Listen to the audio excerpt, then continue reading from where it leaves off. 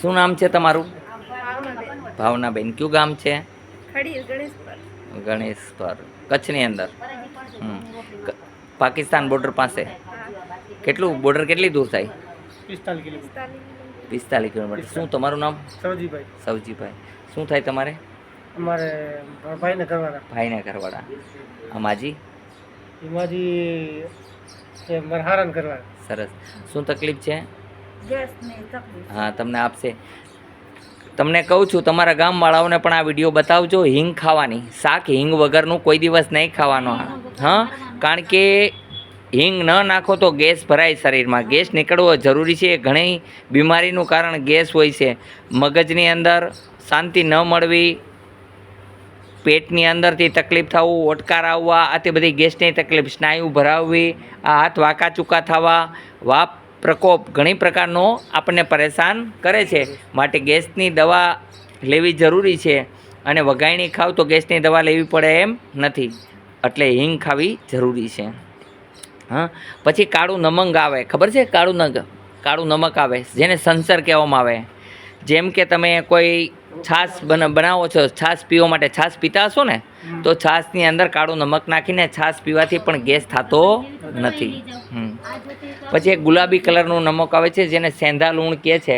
એ તમે કોઈ પણ સલાડ બનાવો કે ડુંગળી છે, ટમેટાં છે ને કાપો, તો એની માથે એ નાખવાથી પણ ઘણો બધો ફાયદો રહે છે. તમને શું તકલીફ છે બેન? હા, હિંગ ખાજો હો ને. હિંગ નાખીને શાક, એમણે આજુબાજુવાળા તમારા ગામવાળા હોય એને પણ શીખવાડજો કે હિંગ શાકમાં નાખવી જરૂરી છે. સ્વાદિષ્ટ શાક લાગશે અને બીજા નંબરની અંદર તમને ગેસનો પ્રકોપ રહેશે નહીં. તમને વાહ છે એ પણ થશે નહીં. હવા ભરાવાને કારણે જ આ વસ્તુ બની છે. એટલે ઘણા બધા રોગ વાથી થાય છે. અને હિંગ ખાવી જરૂરી છે. આપણા શરીરની અંદર ખોટો ગેસ હોય એને બહાર કાઢે છે હિંગ, હો ને. શું નામ છે આપનું? કયું ગામ છે? ગણેશપર. સરસ. શું નામ છે આપના બેનું? મિનલભાઈ, હમીરભાઈ. સરસ. શું તકલીફ હતી આપને? હા, કાનની સીટી વાગે. અત્યારે તમને રાહત હશે, પણ મેં કીધું તેલ નાખજો હો ને. અને કાનની અંદર તમારા કાનમાં મેં જોયો મેલ ઘણો બધો ભરાયેલો છે. મિનિમમ 8 દિવસે ને 8 દિવસે કાન સાફ કરવા જરૂરી છે. ન આવડે તો સારા ડૉક્ટર પાસે જઈ અને કાન સાફ કરાવવા જોઈએ. ન કરાવવાને કારણે આ બીમારી થાય છે, જેને કારણે આગળ જતાં મોટું સ્વરૂપ ધારણ કરે છે. અને હૂતા હોય, બેહતા હોય, શાંતિ ન પડવા દે, ટીન ટેન ટીન એવા અવાજ આવ્યા કરે. એનું કારણ આપણે કાન સાફ કરતા ન હોય, જેને કારણે આપણને ગમે ત્યાં જાય તો શાંતિ મળે નહીં, નીંદર પણ આવે નહીં. માટે કાન સાફ કરવા જરૂરી છે. હા, હિંગ તમે પણ ખાજો. બોલો જય હનુમાન. આ કયા ગામથી? કચ્છ પાસેથી આવ્યા હતા, પાકિસ્તાનની બોર્ડર પાસેથી. બહુ સારી વ્યક્તિ છે, સીધા સાદા માણસો છે, પણ હિંગની ખબર ન પડવાને કારણે હિંગ ખાતા નથી. તો એમને મેં પ્રેરણા આપી છે કે હિંગ ખાવી જરૂર છે. આસપાસના લોકો હોય એને પણ હિંગ ખાતા શીખવાડજો, જેને કારણે ગેસ ન થાય. સિંધાલૂણ બહુ ઉપયોગી છે.